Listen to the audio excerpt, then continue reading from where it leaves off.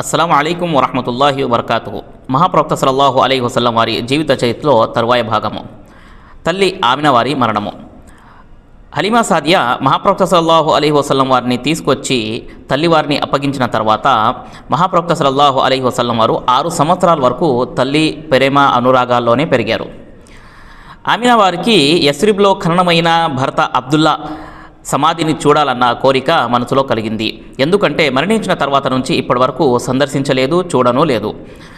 మరియు సేవకురాలైన ఉమ్మే ఐమన్ మరియు పిల్లవాడైన ప్రవక్త మొహమ్మద్ మరియు సంరక్షకుడైన అబ్దుల్ ముతల్లిబ్ను వెంట వేసుకొని 500 కిలోమీటర్లు దూరంగా ఉన్న యస్రిబ్ అనగా మదీనా ప్రయాణానికి సిద్ధమయ్యారు.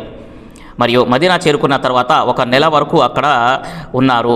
మరియు నెల రోజుల తర్వాత తిరిగి ప్రయాణం మొదలుపెట్టారు.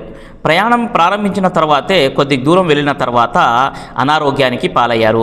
మరియు అదే వ్యాధిలో అబువా అనే ప్రదేశంలో మరణించారు.